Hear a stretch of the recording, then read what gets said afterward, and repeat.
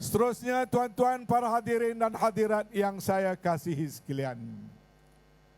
Alhamdulillah, saya memanjatkan rasa syukur kehadrat Allah Subhanahu wa taala.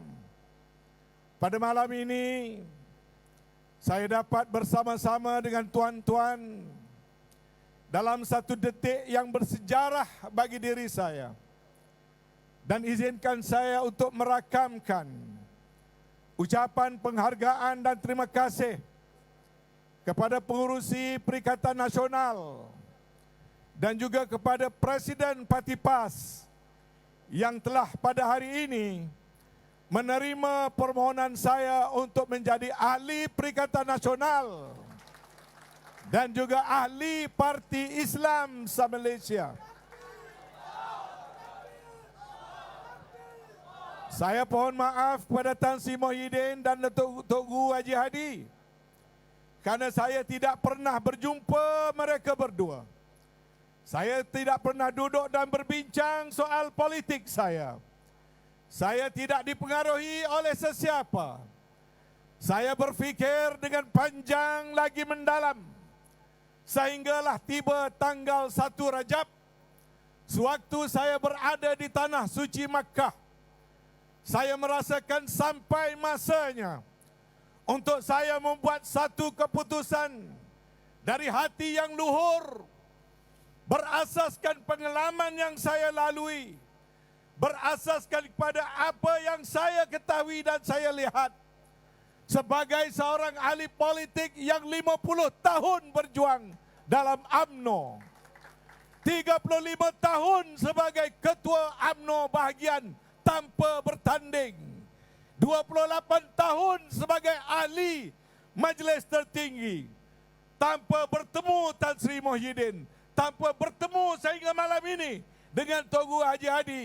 Saya dengan reda lagi rela, saya pada 1 Rajab menelpon Datuk Seri Taqiyuddin daripada Makkatul Mukarramah dan menzahirkan keputusan dan hasrat saya untuk menjadi ahli Parti PAS, Parti Islam se-Malaysia. Tuan-tuan dan puan-puan yang saya kasihi, tidak mudah untuk saya membuat satu keputusan. Walaupun ramai rayuan kawan-kawan mengajak saya kembali kepada UMNO. Petang tadi pun Presiden UMNO membuat rayuan kepada mereka yang telah digantung dan dipecat untuk kembali kepada UMNO. Saya nekat membuat keputusan untuk tidak kembali kepada UMNO dalam meneruskan perjuangan saya. InsyaAllah dalam siri-siri rapat umum yang akan bermula pada malam ini, saya akan huraikan kepada rakyat rasional saya membuat keputusan. Saya tidak mahu mengajak sesiapa. Saya tidak mahu memaksa sesiapa. Saya cuma mahu mengajak kita berfikir dengan hati yang tenang, dengan jiwa yang luhur akan pilihan kita dalam perjuangan politik, agar kita memilih jalan yang benar. Walaupun saya tahu 50 tahun saya berada dalam UMNO juga, berasaskan keyakinan saya pada UMNO pada ketika itu. Pada UMNO diharapkan menjadi parti yang akan mendukung penyatuan dan perpaduan ummah dan rakyat. Bukan menjadi parti yang mengepalai perpecahan di kalangan ummah dan rakyat dalam negara ini. Kepada UMNO waktu itu diharapkan agar menjadi parti politik yang menjunjung perjuangan abata, alif bata, agama, bangsa dan negara. Juga nak menjaga UMNO sebagai sebuah parti yang didukungi oleh majoriti umat dan rakyat dalam negara ini. Namun realitinya pada hari ini, UMNO bukan lagi parti pilihan rakyat. 2 juta rakyat sejak pilihan raya 2013 sudah pun meninggalkan UMNO. UMNO bukan lagi parti pilihan rakyat pada masa ini.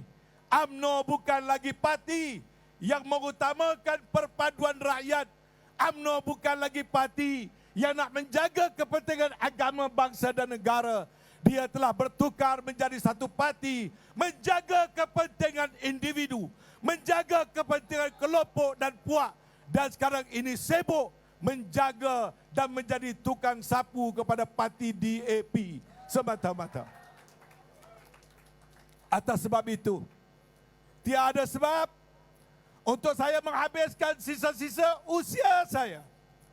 Tidak ada sebab untuk saya menghabiskan tenaga daripada sedikit sebanyak keringat yang ada pada saya. Tidak ada sebab untuk saya menghabiskan apa juga sedikit sebanyak hatta harta benda yang ada pada saya untuk menyokong sebuah parti politik yang sedang dikongkong, digonggong oleh presidennya, yang telah merosakkan dirinya sendiri, dan yang lebih penting menjadi penderhaka nombor satu kepada perjuangan orang Melayu dan umat Islam dalam negara ini.